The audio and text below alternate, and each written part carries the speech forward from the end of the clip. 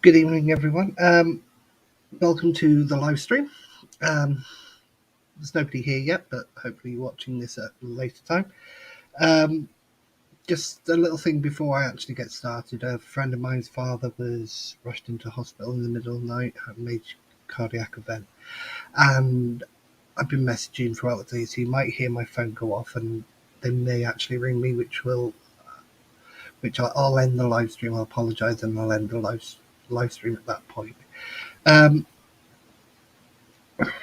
it's got a few things to talk about this week. We've got the LDP that was voted on Wednesday in the council local development plan. I've been to a community council meeting in Pyle, and I've got other community council things to talk about, and whatever I can think of the live stream. It's just me again tonight. Everybody's on holiday and busy at the moment. It seems to be that time of year. Everybody's busy. Fair enough. It's okay, but I hope to get people back on live streams again. I think they're more exciting rather than just listening to me talk.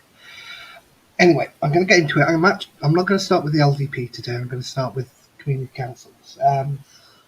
First of all, a bit of information coming from Brackler Community Council this week.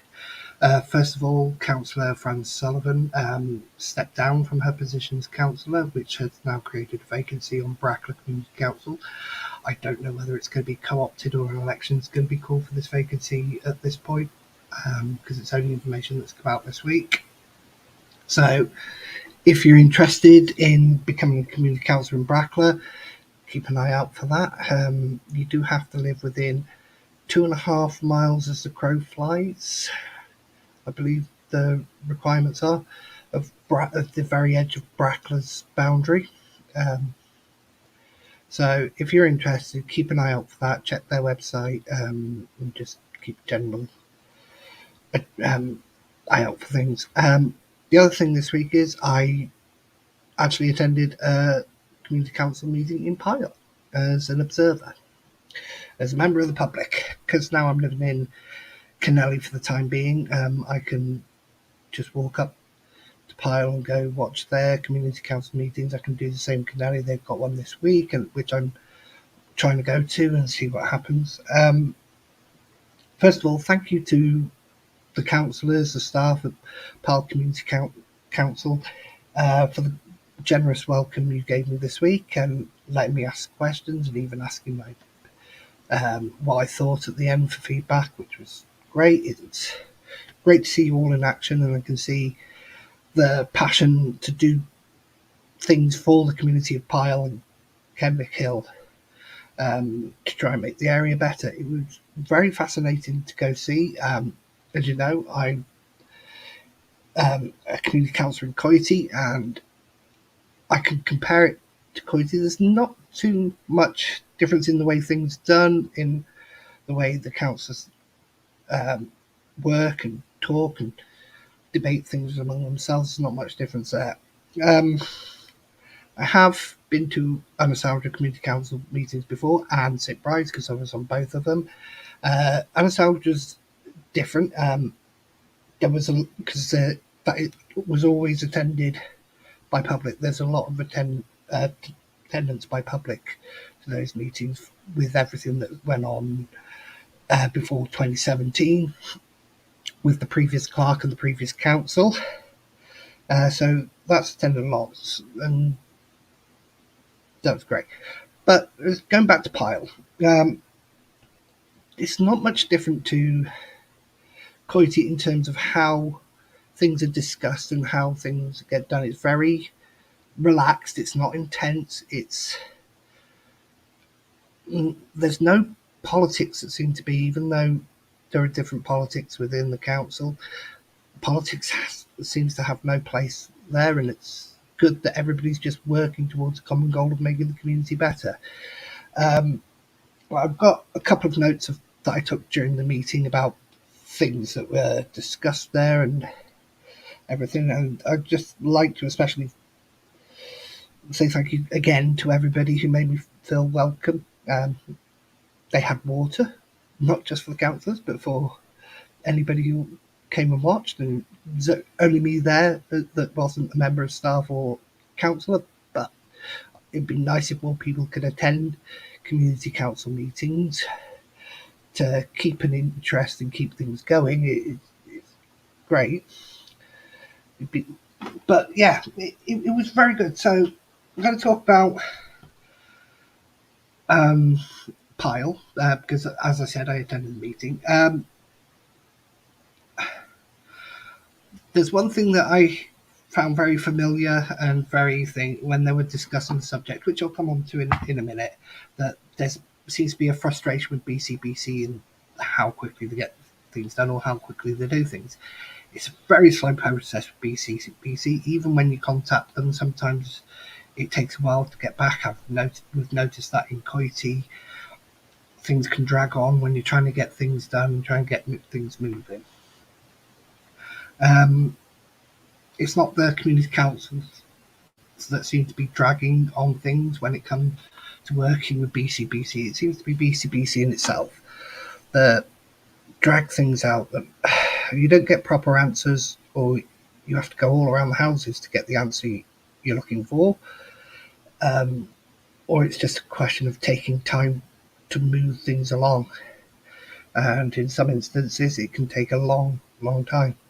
It really can on certain things.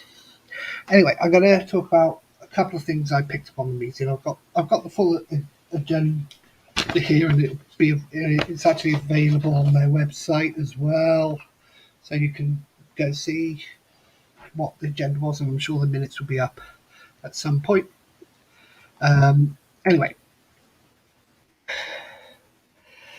the first thing of note in the council, this is where the frustration with BCBC comes in. For a while now, from what I'm understanding, from what was discussed in the meeting, they've been trying to get puffin crossings on Pisgah Street by Heronsbridge Surgery and another place on that thing to make it safe for children crossing for schools at different places and crossing by the doctor's surgery as well.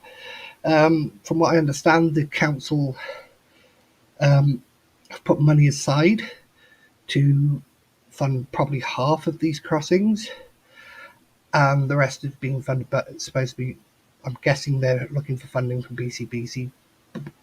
But getting BCBC to start moving on these things is very slow, and it seems to be going on for a while.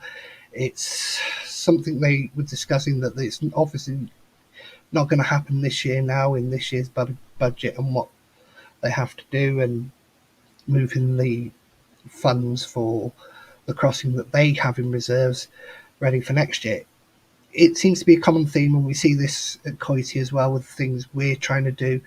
That BCBC are very slow and they drag their feet, and it takes a while when we just want to get things done. We've got our side ready and prepared, and it's just their side that we can't get moving on. It's same thing. For instance, we agreed before the last election to put a bench down on the Black Path in Richard. We've got access to the bench from the Ramblers Association. It's just waiting for BCBC licensing to say yes, we can do it and grant us a license to do it. And again, this slow process is 6 months now since the election, and we agreed this before the election, and it still hasn't come to fruition. And it seems to be the same with Pyle. I'll find out. I'm guessing it's going to be the same everywhere, really. It really is. Yeah, so they've been trying to get puffin crossings on two areas in the ward of Kenwick Hill and Pyle. And it's good to see that's not a small project in any way. It's quite a large project. And it's good to see community councils diverging from the normal day-to-day of putting benches up or flower arrangements and Christmas lights and things like that, much like Coity do. A lot of asset transfers, trying to keep assets within the community and do other projects, summer projects for children and even adults to do.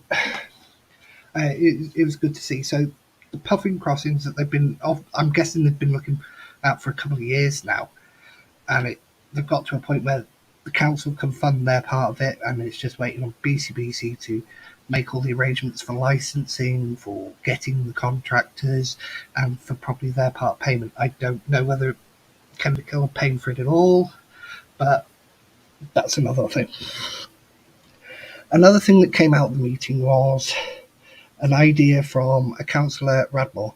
It's something called Warm Banks, and I thought this was a fantastic idea. Now, Warm Banks, as he described, it's like a homework club, whether it's 1 day a week or 5 days a week for children from the local schools. They can go do homework and get a warm meal, because not everybody can get a meal. Not everybody has parents as soon as they get home to make them food, to make them a hot meal, and some children can't do it themselves. Parents have to work, and especially in this day and age where money's getting tight, people are going to be out working longer, and children may be, in certain circumstances, not able to cook or get a warm meal. But this is a fantastic idea. It was generally accepted by the council. Well, it was unanimously accepted by the council to move forward and start looking into what they can do, how they can do it, and things like that, where they can hold this warm bank and things like that. I know they're looking at the KPC at the moment, but there's probably other places that they're going to look at themselves. It was a good idea, and I gave them a little bit of information, and at the end of somebody that could possibly help them, um, which is good, to take forward and move forward on this, especially now coming into winter. A warm meal, it would be much appreciated by a lot of people, a lot of children at this day and age.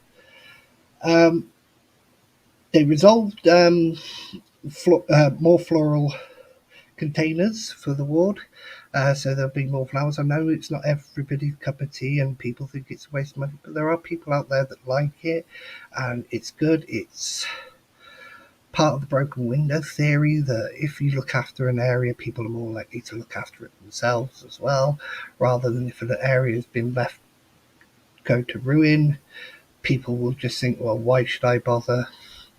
And I like that councils do this. It's sometimes quite a lot of money, from a budget, but you're prepared for that, and it's just a way of making the area nicer, making people think it's a nice area to live, so people have more pride in the area and look to the doing it themselves. They've also agreed 700 selection boxes this year, I believe, for Christmas. The council, it's a rise of 100 selection boxes from last year. That was 600, and this year it's 7. I'm guessing for the children of the county, not just for the councillors and the staff. But yeah, there was many other things that went on in council, and I'm not going to discuss them all. But pretty much standard if you go to a council meeting, or things to discuss finances and previous minutes and other things. It was very interesting. It's good, and I highly recommend people just go to a local council meeting if you can, because you find out more of what's going on. You're getting into the nitty gritty. You get what people are actually discussing, what ideas have been put forward and taken forward or not taken forward. It might inspire you. An idea that a community council is not taking forward might inspire you to take it forward and do it yourself, and something like that. But yeah, it was very interesting to go and watch Pyle. I hope to watch Kennelly this week. We'll see what happens.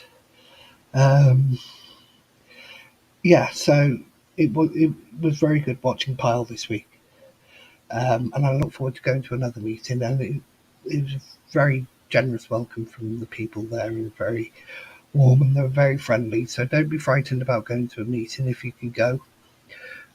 Just go sit in on one. Um, yeah, I've invited councillors from Pyle Community Council come and talk about there any time they want, just to let me know. The clerk of the council has all my details, so they could pass it up. So if they need to, they can come in and talk. And a few councillors said they'd be happy to, which is good. And it would be good to get another perspective rather than just the areas that I have close friends with through BCI. Other areas, which is brilliant. What else? So there was quite a lot that went on in Pyle, and I do urge you to go sit down.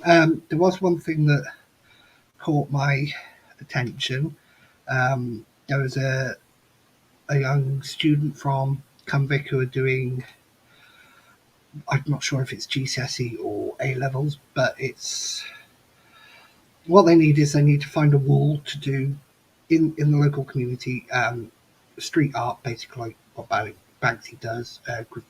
People say graffiti, and I don't want to use the term graffiti because it has a negative connotation to it, and it's not that. And it's just about finding them all. And this person contacted the community council to see if they could offer any help, and they're trying. But if you live in Chemical area, or if you know somebody who does and who could help out this young lady or young student, I'm not sure if it was a young lady, contact the community council, speak to the clerk, and see if you pass on the details. If you've got a spare wall that this person can do their art on for their project, and that is part of their either GCSE or A level, as I say. So it's not just somebody wanting to tag and cause vandalism in the community. It's somebody trying to show the importance of what street art can be. So yeah, so contact the community council on that. Right, I'm going to move on to something that's, if you watched it, it was a hell of a slog, and that was the county council general meeting on Wednesday. It was roughly about 6 hours. I admit I didn't make it through all. I got to about 3 hours in, which is part way through the LDP, and I just couldn't take any more at that point. That was Friday afternoon. I should have watched more either yesterday or today, but I didn't. I apologise for that. The biggest discussion there was the local development plan. Now, the last agreed local development plan actually ran out at the beginning of 2021, I believe. And they're in a period that they have to do another one, and this one will be up till 2033, I believe. It was There was a lot of stuff in there that is boring, and I think there were a lot of good questions asked, especially from Councillor Ian Spiller in regards to the development coming up in Lalliston, the Bridgend Town councillors as well, Tim Thomas, Martin Williams. It seemed to be Nora Clark as well asked a few questions. It seemed to be generally, from where I got to, I didn't get through it all, I admit that. One group that was asking more of the questions and being more scrutiny about it, which is good. This is what it needs. I wish, even though it's something done by in conjunction with the Labour leadership, the Labour cabinet, that it gets more discussion from other members as well. Open discussions, not discussions that were done behind closed doors, but open discussions in meetings where public can scrutinise it. Yeah, it was a long meeting, and I didn't get through it all. Yeah, I haven't got all the notes from the LDP. I haven't got the local development plan. I'd like to. I'm not sure if I want to read all the material that goes with it, because it sounds like there's thousands of pages going to go through with it, with environmental reports, traffic flow reports, sustainability reports, growth reports.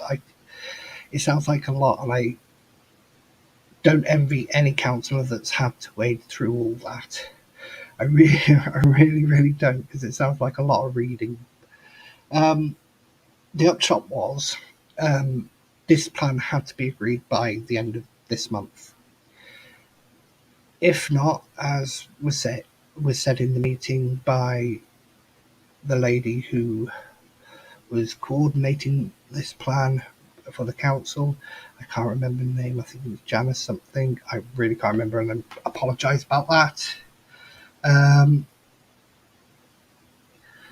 it has to be agreed, otherwise, she used Cavilli as an example that their last LDP wasn't agreed, and that gives developers basically free hand to go develop and build wherever they want. Um, Whether this is true or not, I can't exactly say. To be honest, I believe that they would be allowed to go build wherever they want. There's still regulations and laws about where they can build and what they can build and what they can do. I'm sure they have to comply with that. So whether it's in an LDP or not, I'm I'm sure there's still those laws they have to abide by. But it makes it harder for councils to, when they reject planning, it makes it easier for developers to get a successful appeal on that planning because there's no LDP. This essentially was holding a gun to the heads of all councillors, that if they didn't agree this, then any developers could come in and do anything. They wouldn't get as much money from 106 agreements or infrastructure agreements to improve roads or anything like that. And that makes you think, well, if it had to be agreed by the end of this month, then why did it take so long to get done? Now, apparently, it was there was a problem because there was new guidance on building on floodplains, and that's come in, and apparently they had to move one development out. Now, that's one development out of this plan.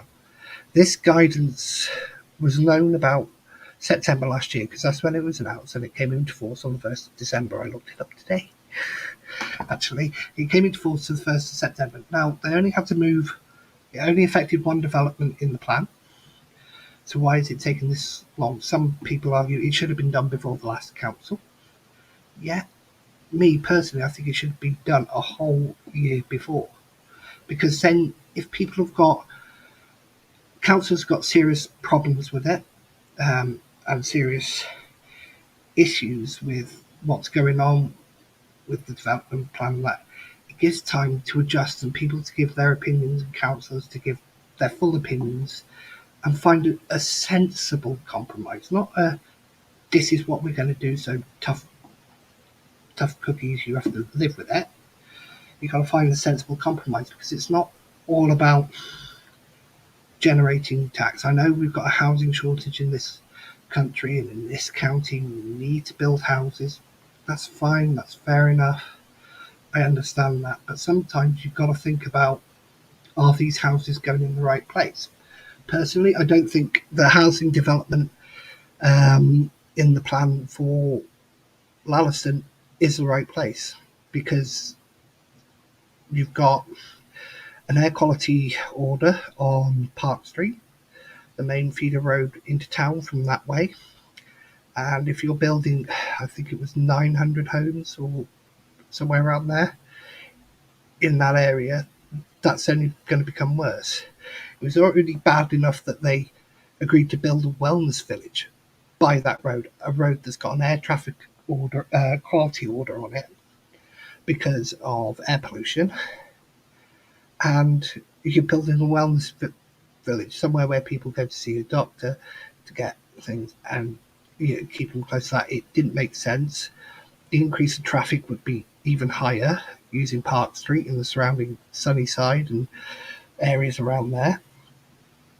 It's you got to look at it. Now, it was explained that they want people out of their cars and they want people to use more public transport and more um, walking and cycling, things like that. Now, I can understand. I think that's brilliant. I think that's a good idea, especially the walking and cycling. Park Street can't have any difference to that because you can't be widened any because you've got houses either side. There's some graded buildings there. So you can't do anything. The road can't change at all, so you can't change the highway makeup. They can start banning certain size vehicles to banning all vehicles at some point, which I think is the strategic plan they're thinking of, which is only going to shift problems to other areas and how they're going to get down there. Public transport, we can't rely on public transport because over the last 10 years, transport links have been cut, routes been shortened. And a couple of years ago, BCBC were looking to cancel paying the subsidies for public transport for the bus companies. So that's not safeguarded, it's not earmarked, and they can't do anything about it, and they can't touch it, and their bus companies and public transport will always have this income. They won't. And the bus companies will start cutting routes like we've seen them done. There's been a change in Kevin Glass in the last couple of years. Been a change with the buses going to Port Call for the last couple of years. And there's changes everywhere, and it's cutting links. There's links cutting my stay. So we can't rely on public transport, and yet they're including it in strategic planning, and they're hoping for people to get out of their cars and take public transport, walk, things like that. But you can't plan for using only that. You've got to find a better solution for people using their cars, because people will always use their cars because it's more convenient. You can get to work when you actually need to. You don't have to wait around for a bus for an hour or so. Um, it takes you. You can go directly to your work in your own vehicle. A bus doesn't always do that. It's work on Bridgend Industrial Estate. There's not many buses that go down there. Very few. I think there's one early in the morning, and that's basically it. So the nearest prop bus stop would either be Coitrahane, not Coitrahane, Coitchurch, sorry, or up near Bridgend actually itself, probably nearer the school, nearer the college. So, as I said, this LDP had to be agreed by the end of the month, so it's not fair on those new councillors that have been in the position only 6 months to have this going. I understand why any councillor voted for this for that reason. It's when you're faced with developers can build anywhere and we'll lose out on 106 money um, to build infrastructure, to build parks, to build schools and things like that. You're going to think, well, we've got to agree this. It was wrong to go about it.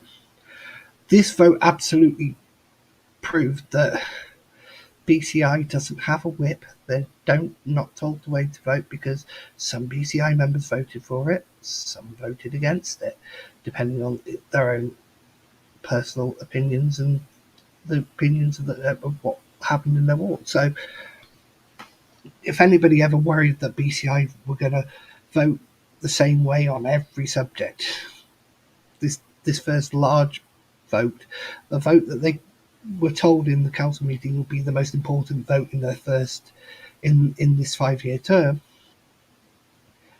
and it was split. BCI members are allowed to vote the way they feel is best for their constituents, and that. But ultimately, the LDP was voted for. I think Owen Donovan had it down as 36 four against, and 2 abstentions, which I don't think is quite right because I believe all 5 of the Bridgend Town councillors, that makes up Bridgend Central Ward and Oldcastle, voted against it. So that would be 5 in my understanding. But I'm not too sure. I didn't get to see the vote. I should have. I didn't. It's a shame that councillors are put into this position of you have to vote for this. You don't really have another choice. They do have a choice, but that choice could be an even worse devastation on Bridgend without doing things properly. This should have been agreed, I think, at least at best a couple of years ago, in the middle of the last term, so that councillors could have their say, not bring in many new councillors, and in the first 6 months they've got to make this decision within a couple, and there's no time to not change anything or anything like that. It's had two public consultations, um, and both were actually one. I think one was earlier this year and one was the end of last year. Which, if the document was ready to go last year and it had to stop because of the new regulation guidelines on building on floodplains, then the consultation would have been out a lot sooner. So I don't think it was ready. But we'll see. Um, but yeah, there was a lot of questions asked from the members of BCI and Laura Clark. Asked a few questions. I didn't get everybody, and as I said, I didn't see it all. It's very long, very dry. There's not much excitement. It's not like watching Mark Drakeford and Andrew R.T. Davis go at it. Um, that was a lot more fun and a lot more interesting to watch. But yeah, it was. But the LDP has been been ratified now. It's going to be sent to central government where it will be audited and checked and surveyed, and they'll come back saying yes, go ahead, or no, you need to make a couple of adjustments here. Anyway, so that's the next step of the process. So while Bridgend County Borough Council have voted in favour of moving this LDP forward, it now rests with the Welsh Government. Right, I'm going to move off LDP now because that was so dry. It was a long meeting. I have so much respect for all councillors who sat through that. I could make it 3 hours. And I thought, oh no, I can't do it anymore. Not today. And I haven't done any since, so I should have. There's been announcement of 4 schools that have been thing, Herons Bridge being one, the moving of that to Island Farm. I think these are all in the LDP, I believe. And other schools, I can't remember them now. I did have them written down, but I can't see it anywhere where I wrote it down. It worries me building when BCBC decide to build a new school because they hadn't learned from Maested Comp. Those same problems passed on to primary school with the school drop-offs and that. Coity, Brynmelyn and Pencoed being examples of schools that have been built since Maested Comp, and they've been failures. Coity School was built too small. I think it was built the wrong way round as well. They haven't got a good track record, especially in recent years, of building new schools.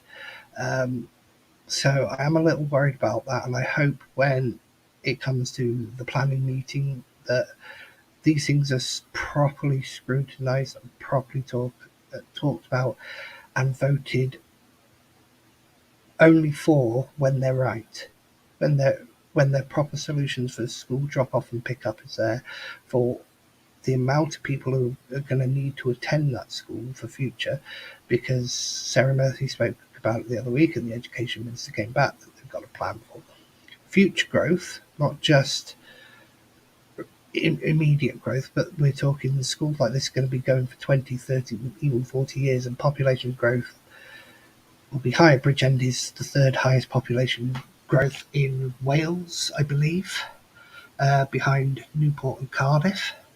I think we're only 0.1% behind Cardiff recently. So if we're growing at that rate, they need to plan for schools that can expand their capacity over time, every 10, 15 years when they need to. So I do hope they learn the lessons, and that does really worry me that they haven't so far learned their lessons from the tragic incident at Maested Comp, and it's still there, and even more vulnerable children, primary age children, are being put in the problems areas now. Anyway, we're going to move off schools. This week we had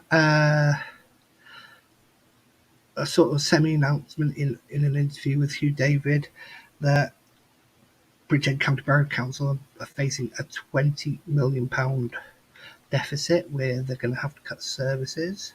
I don't understand this because the Welsh Government haven't had their budget from Westminster yet. It's all speculation, it's all down. We haven't had, and BCPC hasn't had what they're going to get from Cardiff, from the Senate yet. Normally it doesn't happen until December. Quite often it's January when you find out, which is makes it harder for councils to do anything. It's silly. So the way they're going to do this is obviously to cut services. That'll be one, and to raise council tax. They've already said last year that council tax was going to be raised 4.5% year on year over the next 4 years, which is a lot of money in a time when people really can't afford the extra money. Okay, councils can't afford these costs and things like that as well, but people can't. It's currently the current system of collecting of council tax is not fit for the current climate, because councils can generally, I think they have a cut off of about 5% before they have to justify why they're raising it higher. They can get away with a couple of percent more, but I believe that when it comes to a certain point, they have to hold a referendum on, if they say they want to raise it 10%, they have to ask the people of Bridgend to vote on that, which then costs more money, which is then another stupid waste of money. The council tax was frozen this year. They could have quite easily dropped it by 10% and still had money left over from what they were given, money extra from what they were given. It was an election ploy to do that this year, to freeze council tax. It happened 5 years ago, before the previous election in 2017, froze council tax again. But they say they're facing a £20 million deficit. It's only a year ago that the Welsh Audit Office criticised Bridgend Council for having £92 million in reserves, with nearly £50 million of that unallocated, not allocated for projects. So where has that money gone? If that money's there, that money was there a year ago, where have they got rid of all £50 million? It hasn't gone to what was promised in the election in the Labour manifesto, doing it on roads, doing it on the parks and things like that, because they've already abandoned those election pledges. They abandoned them in the first 2 months. They abandoned 4 election pledges. So where's that money? So if you've got roughly about 50 million over, how are you facing a £20 million deficit without even knowing what you're getting at this point? Nobody knows. Westminster don't know what they're giving to the Welsh Government. The Welsh Government don't know what they're giving to Bridgend, but knowing the Welsh Government, they do it every year. They increase the budgets of the NHS, and the NHS keeps failing. I don't blame the staff on the ground, all the workers, the ambulance crews, or doctors or nurses, or the low-level administrators. The problem is Welsh Government and the people who are running these trusts. They keep going into special measures, especially up in North Wales. There seems to be problems. Ambulance services, as we've seen in the last couple of weeks, have been criticised heavily. A lad, I believe, playing for Kennelly or Kevin Cribble, was waiting, I believe, nearly 15 hours lying on a football pitch because he'd had head trauma and neck trauma and waiting for an ambulance, which is absolutely ridiculous. There was another instance in Wales Online this week where a mother, her child who'd lost consciousness, was unresponsive, and she was told it would be at least an 8-hour wait for an ambulance. So she tried to drive to the hospital herself and got so far. I'm not sure if her car broke down or something, but she had to stop because I'm guessing her child was in a worse condition. And it was luckily there was a ambulance that was passing by after about an hour of her being there and still being told it's going to be 8 hours before an ambulance can get to you. An ambulance passes by, stops and helps her and blue lights it to Cardiff Heath Hospital, which I believe has saved the child's life. The child is being looked after and improving, which is great. But something needs to change, and I think we know Andrew R.T. Davis and Mark Drakeford had an argument beginning this week, and it was to do with ambulances and the Welsh NHS, which the Welsh government should severely be criticised. But I think Mark Drakeford was slightly out of line, saying about, what your party's done in Westminster. Yeah, Westminster government has completely fudged up. They have made a complete hash of things. No denying it. We're now on another Prime Minister. This will be our fifth Prime Minister since 2010, when in the previous 30 years we had five. So in 12 years, this will be our fifth Prime Minister. In previous 30 years, we'd had five before that. So something's going wrong. Seriously going wrong. Liz Truss is now our shortest serving Prime Minister ever. She beat the previous one by who? Whoop, flying away. Previous one, which was 119 days back in 1800, George Canning, I believe it was. I did have the information, I've forgotten it now. So much going on. Yeah, Westminster has made a hash of it, but the Welsh Senate have got their own guilt on top of the complete waste of money they've done over the last 20 odd years. They've never been able to sort out the NHS. It's just been progressively getting worse. People love free prescriptions. Are they the best thing? Well, I'm not sure. There's an argument. I believe anybody who has a long-term illness, yes. Anybody who is a child, yes.